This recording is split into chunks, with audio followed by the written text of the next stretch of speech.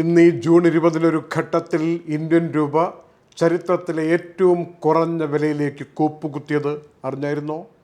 കയ്യിൽ ദർഹമുണ്ടെങ്കിലല്ലേ നമുക്ക് നാട്ടിലേക്ക് പെട്ടെന്ന് അയക്കാൻ പറ്റൂ. പെരുന്നാളൊക്കെ കഴിഞ്ഞ് ആളുകൾ ക്ഷീണിച്ചിരിക്കുന്ന സാഹചര്യമാണ്.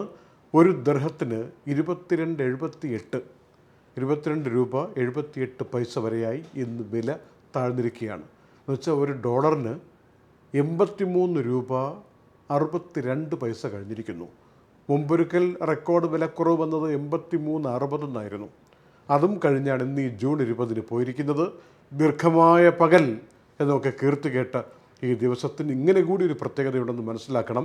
പക്ഷേ കാശ് കയ്യിലില്ലാത്തവർ കടം വാങ്ങിയിട്ടും പലിശക്കെടുത്തും ഒന്നും അയക്കാൻ ശ്രമിക്കേണ്ടതില്ല.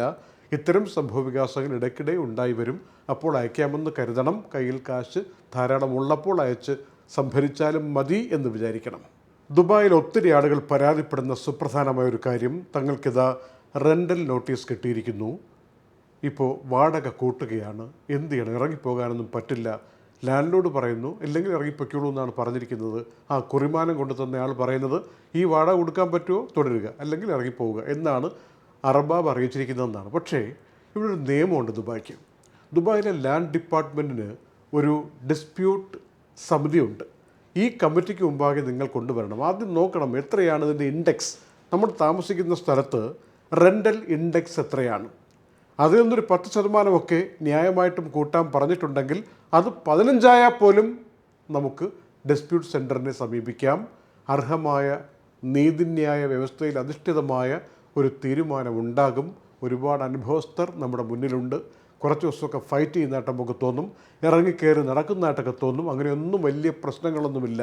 ഇപ്പോൾ വളരെ സിസ്റ്റമാറ്റിക് ആയിട്ടാണ് റെൻ്റൽ ഡിസ്പ്യൂട്ട് സമിതി പ്രവർത്തിക്കുന്നത്. അതിൽ കൊണ്ടുപോയി പറഞ്ഞാൽ ഒത്തിരി ആളുകൾക്ക് കിട്ടിയിരിക്കുന്ന ആനുകൂല്യം എല്ലാവരും സ്വീകരിക്കാൻ ശ്രമിക്കണം. അങ്ങനെ പെട്ടെന്ന് വന്ന് കയറിയിട്ട് എങ്ങുമില്ലാത്ത വിലയിലേക്ക് വാടകയിലേക്ക് കൊണ്ടുപോകാനൊന്നും നിയമം അനുവദിക്കുന്നില്ല. നമ്മളാരും ഫൈറ്റ് ചെയ്യാൻ വേണ്ടി പോകാത്തത് കൊണ്ടാണ്. നമ്മൾ അല്പം മെനക്കെട്ടാൽ ഇതിനൊക്കെ പരിഹാരമുണ്ടാക്കി ആശ്വാസത്തിലേക്ക് എത്താൻ പറ്റും എന്ന് നിരവധി അനുഭവസ്ഥരുടെ സാഹചര്യങ്ങൾ നമ്മുടെ മുന്നിലുണ്ട്. അതുപോലെ ചില ആളുകൾ പ്രയോഗിക്കുന്ന തന്ത്രം എന്താണെന്നറിയാമോ? നല്ല ഡിമാൻഡുള്ള ബിൽഡിങ്ങാണ്, ഇതാ വേറൊരു ഇൻവെസ്റ്റർക്ക് വിറ്റിരിക്കുന്നു, നിങ്ങൾ ഇറങ്ങി പോവുക. അങ്ങനെ എവിക്ഷൻ നോട്ടീസ് കൊടുക്കാൻ പറ്റില്ല. കാരണം പുതിയ ഇൻവെസ്റ്റർ വന്നാൽ അദ്ദേഹത്തിൻ്റെ യൂസിനല്ല വേറെ ആർക്കെങ്കിലും കൊടുക്കുകയാണെങ്കിൽ നിർബന്ധമായും ഇപ്പോൾ തുടരുന്ന ആൾക്ക് തന്നെ കൊടുക്കേണ്ടതുണ്ട് എന്ന കാര്യം കൂടി ഒരുപാട് പേർ ഫൈറ്റ് ചെയ്തിട്ട് നേടിയെടുത്ത അംഗീകാരമായി നിൽക്കുന്നുണ്ട്. വ്യക്തമായി മനസ്സിലായല്ലോ. ഒരു പുതിയ ഇൻവെസ്റ്റർ വന്നിട്ട് നമ്മൾ താമസിക്കുന്ന സ്ഥലമൊക്കെ അദ്ദേഹത്തിൻ്റെ പേഴ്സണൽ ആവശ്യത്തിന് വേണ്ടി ഉപയോഗിക്കുന്നത് വേറെ, അതല്ല വേറെ ലെറ്റ് ടു ലെറ്റ് റീലെറ്റ് എന്ന് പറയുന്നത് വേറെ, നമ്മളെ തന്നെ വീണ്ടും താമസിപ്പിക്കാൻ തീരുമാനമെടുക്കുന്നത് വേറെ. ഇതിൽ നമുക്ക് തന്നെ താമസിക്കാനുള്ള തീരുമാനം കൈക്കൊള്ളുന്നതാണ് പുതിയ ലാൻഡ് ലോഡിനോ പുതിയ ഇൻവെസ്റ്റർക്കോ നല്ലത് എന്ന വിധത്തിലുള്ള വിധി ധാരാളം വന്നിട്ടുണ്ട്. ആ ആനുകൂല്യവും പ്രയോജനപ്പെടുത്തുക. പെട്ടെന്നങ്ങനെ ഇറങ്ങി ഓടരുത്. പിന്നെ 90 ദിവസമൊക്കെ ഉണ്ടല്ലോ ഇതിൻ്റെ വിൻഡോ പീരീഡ്. ഇതിനിടയിൽ നമുക്ക് ഫൈറ്റ് ചെയ്യാനുള്ള സമയവും ഗവൺമെൻറ് തന്നെ തന്നിരിക്കുന്നു എന്ന കാര്യം മനസ്സിലാക്കി ധൈര്യമായി മുന്നോട്ട് നീങ്ങുക. കുവൈറ്റിലെ മംഗഫ് തീപിടുത്ത ദുരന്തത്തെ തുടർന്ന് പരിശോധന കർശനമാക്കുന്നു. നമ്മുടെയൊക്കെ സഹോദരങ്ങൾ, വേണ്ടപ്പെട്ടവർ, ബന്ധുക്കൾ, സുഹൃത്തുക്കൾ കുവൈറ്റിലുണ്ടെങ്കിൽ ഇക്കാര്യം അറിയിക്കണം. ഇനിയിപ്പോൾ ഈ അനുവദനീയമായ ഒരു സ്റ്റാൻഡേർഡുണ്ട്. ആ നിലവാരത്തിലല്ലാത്ത ബിൽഡിങ്ങുകളിൽ ലീഗൽ സ്റ്റാൻഡേർഡ് അല്ലാതെ കണ്ട് താമസിക്കുന്ന പ്രവാസികളുണ്ടെങ്കിൽ അവരെ നേരെ വന്ന് ഇൻസ്പെക്ഷനിൽ കണ്ടുപിടിച്ചിട്ട് 3 to 4 വർക്കിംഗ് ഡേയ്സിനുള്ളിൽ അവരെ രാജ്യത്തുനിന്ന് കയറ്റി അയക്കും എന്നാണ്. പിന്നെ അങ്ങോട്ട് വരാൻ പറ്റുമോ പറ്റില്ലയോ എന്നുള്ള രണ്ടാമത്തെ വിഷയമാണ്. പെട്ടെന്ന് കയറ്റി അയക്കുന്ന പരിപാടിയിലേക്ക് പോകും. അത്ര കണ്ട് അന്താരാഷ്ട്ര സമൂഹത്തിന് മുന്നിൽ ഒരു രാജ്യത്തെ കെട്ടിടങ്ങളുടെ പരിപാലന വ്യവസ്ഥയുമായി ബന്ധപ്പെടുത്തി ആളുകൾ ചോദ്യങ്ങൾ ഉന്നയിക്കുമ്പോൾ ഉദ്യോഗസ്ഥർക്ക് കർശനമായ നിലപാടുകൾ സ്വീകരിച്ചേ പറ്റൂ എന്നുള്ള സമയമാണിത്. വേണ്ടപ്പെട്ടവരെ അറിയിക്കുക. നല്ല സ്ഥലങ്ങളിലേക്ക് മാറി പാർക്കാൻ വേണ്ടി പറയുക. ഒരു റൂമിൽ 10, 20, 30 പേരെയൊന്നും താമസിപ്പിക്കാൻ ഇപ്പോൾ ഏതായാലും സമ്മതിക്കില്ല എന്ന കാര്യം മനസ്സിലാക്കുക.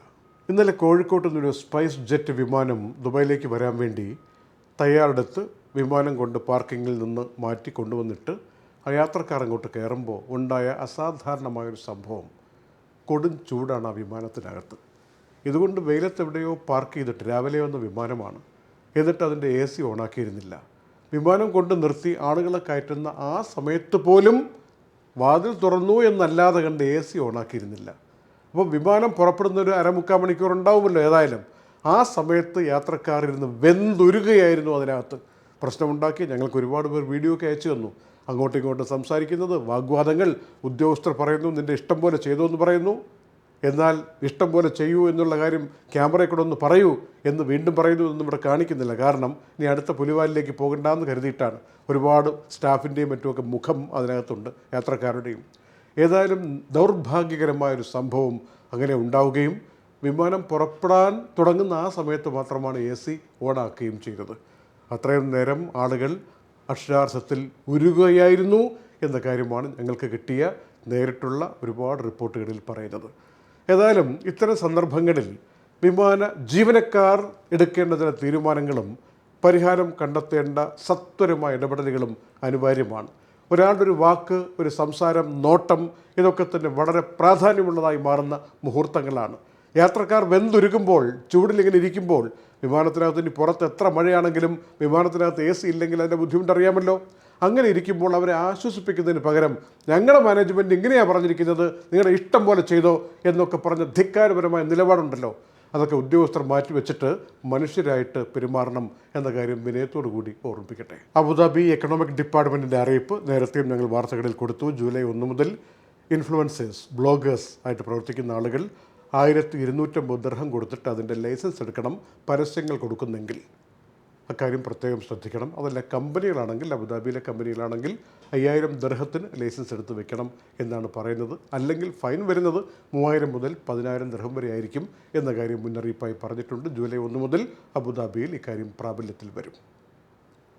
ദുബായ് വാർത്തയുടെ ജൂൺ 20 നൈറ്റ് അപ്ഡേറ്റ് സമാപിക്കുന്നു. നന്ദി.